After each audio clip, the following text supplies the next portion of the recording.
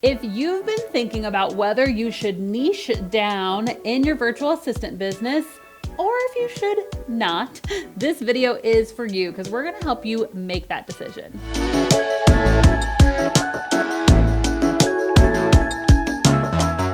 Hey, I'm Abby Ashley and I am the founder of The Virtual Savvy. Since 2016, I've been helping virtual assistants launch, grow, and scale their own at-home businesses.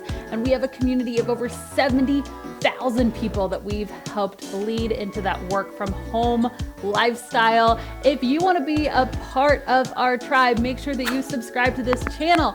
We are releasing new videos every single week on how to grow a virtual assistant business, and you're going to find out the tools that you need to get started. I first heard about virtual assistants back in 2015 when I was looking for work from home opportunities. It was actually a friend that suggested it to me. I was looking for something that was flexible, that was scalable, and she said, why don't you look into being a virtual assistant?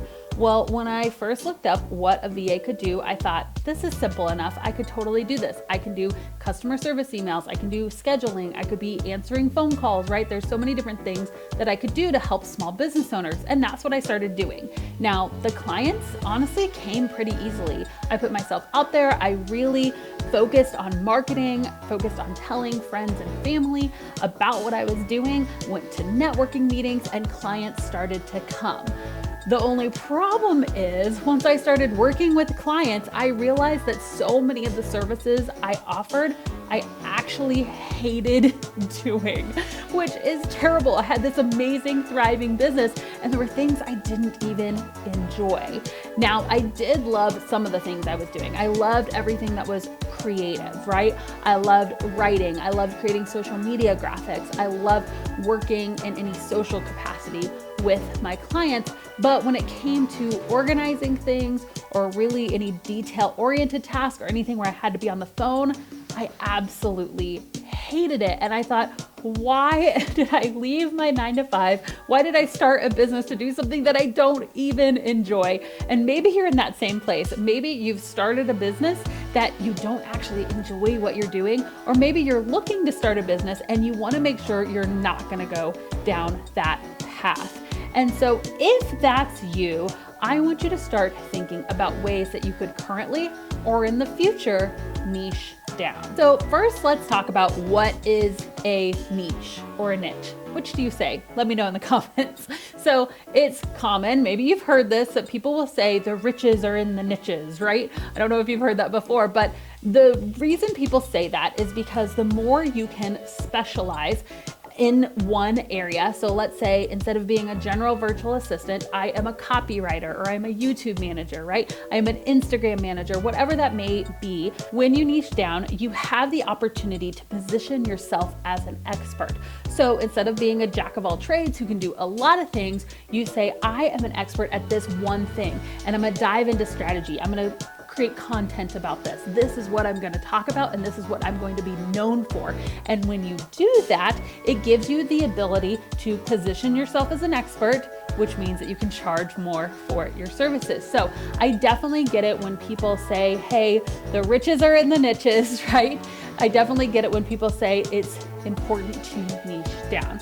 But how do you actually know if it's right for you or not right now? Well, when I help people decide whether now is the time to niche down or not, I first look at where they're at in their business. If they are brand new to being a virtual assistant, I usually say, hey, pump the brakes. It's okay to start out as a generalist. The thing is, if you dive really specific into a niche, you may decide that you don't actually like that niche. And if all you have are clients with that niche and you decide to choose something else, then you've kind of just let go of your whole business, right? Where if you're a generalist, you can kind of dip your toe in a lot of different things, just like I did, right? I was doing admin services. I was doing customer service. I was doing appointment setting phone calls. I let go of that service really quickly. I didn't enjoy it at all. And I was doing copywriting. I realized very quickly that, oh my goodness, I love writing. And so I started specializing my services and niching down to only writing. But it was after I decided that I really loved doing that specific task. So if you're newer in your business, I say, hey, it is okay to start out as a generalist. Okay, so the only exception I would make to this rule is if you already have a really close tie to a certain service or industry. Let me just back up a second and tell you about niches. When you choose a niche, you usually are niching down by service or by industry or by service and industry, okay? Let's say you're niching down by service. You may say, I am only going to do Dubsado setup, right? I'm gonna set up onboarding processes. I'm gonna set up Dubsado for my clients. You may niche down by industry. You say, I am only gonna offer virtual assistant services to wedding professionals. Or you may niche down by service and industry and say, I'm only going to do Dubsado setup for wedding professionals. Now, that is an amazing niche, by the way. I think it has the ability for you to position yourself as an expert. You can get featured in these different, wedding professional communities. However, it's super, super niche. So it may be something you decide you don't like after a certain time if you jump right into it. And it could be a little harder to get clients if you don't already have connections to that industry. And that's where that exception comes in. If you already have a huge network of, wedding professionals. You were a photographer at one point. Let's say you used to be in the real estate industry. You were a real estate agent or you worked with real estate agents. Then by all means, go ahead and become a real estate VA. That's great because you already have those connections there. But it is sometimes harder to find a client if you don't have connections in that industry already. So I hope you're seeing why I say, yes, riches are in the niches, but you may want to wait to do that until you've formed, some kind of connection to that industry, or if you've really, really learned a skill. If you are a website designer and you can create gorgeous websites from scratch, you don't need to start out with general VA services. Go ahead and do the thing that's a high-end service that you know how to do. So I hope this is showing you, all right, it's good to start off with general unless I already have a high-end skill or unless I already have a connection to a certain niche. Now, if you're a general VA and you want to become a specialized VA, you want to become an Instagram manager or a Pinterest manager, right? Then what do? I would say, again, start out with general VA services, all right? Start out with what you already know how to do. Get clients with your general VA services. And once you niche down, you don't have to get rid of those clients, right? Keep working with them as you learn new skills. I totally recommend, we have something called SavvyVault. It's a tech training lab. And in this, it's a membership site.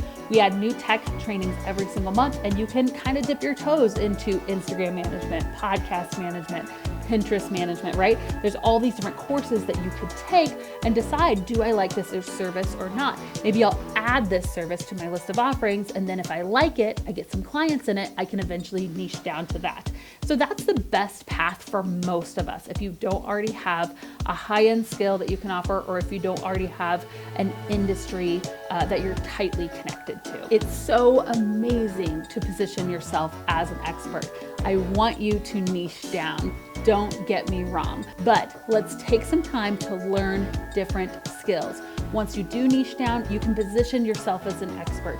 You can find your ideal client and you can really offer a high-end specialized service to an amazing client base. But you've got to start with adding to your knowledge, making sure that you're actually going to like that service that you're offering. So are you thinking about niching down? Is this something that you've thought about doing, that maybe you're gonna dip your toe in starting to learn higher end services? Where are you at in your niching journey? I hope that this video has helped you kind of decide if niching down is right for you now, or if it's something that you want to do in the future. Like I mentioned earlier, I was throwing myself into all these admin tasks when really I was a creative person. And we created this super cool quiz to help you figure out your VA personality type. So if you want to know if you're more of a techie VA, a creative VA, an administrative, whatever it may be, we're going to help you figure that out. It's a totally free quiz. You can go to thevirtualsavvy.com/quiz to check that out. Riches are in the niches and riches are in the niches. Riches are in the niches, but riches are in the niches.